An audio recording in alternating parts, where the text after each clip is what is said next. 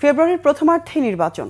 জাতিসংঘ সদর দপ্তরে বিশ্ব নেতাদের সাথে একাধিক উচ্চ পর্যায়ের বৈঠকে বলেছেন প্রধান উপদেষ্টা।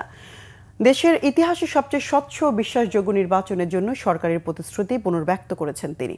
এদিকে আওয়ামী লীগের আমলে পাচার হওয়া অর্থ ফেরত আনতে বিশ্বব্যাংকের সহায়তা চেয়েছেন doctor Yunus. Report Syed Abdul মুহিতের।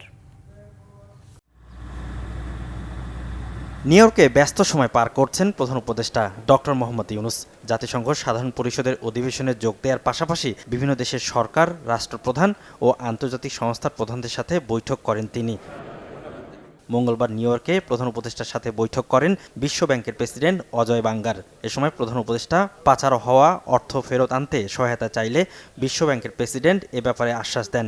Doctor Yunus বলেন, শেখ হাসিনার শাসনামলে $234 বিলিয়ন পাচার হয়েছে।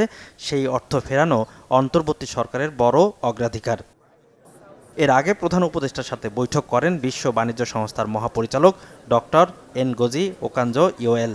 এ সময় বাংলাদেশের রপ্তানি সুবিধা, তৈরি পোশাক খাতের বাজার সম্প্রসারণ, উন্নয়নশীল দেশগুলোর বাণিজ্য বৈষম্য কমানো সহ বিভিন্ন বিষয়ে আলোচনা হয়। বাংলাদেশের এলডিসি থেকে উত্তরণে বিশ্ব বাণিজ্য সংস্থার সহায়তা চেয়েছেন প্রধান উপদেষ্টা। এদিকে নেদারল্যান্ডসের রানী দ্বিতীয় ম্যাক্সিমার সাথেও প্রধান উপদেষ্টার বৈঠক হয়েছে। শিক্ষা, স্বাস্থ্য, অবকাঠামো, সবুজ জ্বালানির ক্ষেত্রে সহযোগিতা চেয়েছেন ডক্টর মোহাম্মদ ইউনূস। বৈঠক করেছেন অস্ট্রেলিয়ার প্রধানমন্ত্রীর সঙ্গেও। শুক্রবার সাধারণ পরিষদের অধিবেশনে প্রধান উপদেষ্টার ভাষণে নির্বাচনের প্রস্তুতির বিষয়টি থাকবে বলে জানিয়েছেন প্রেস সচিব শফিকুল আলম।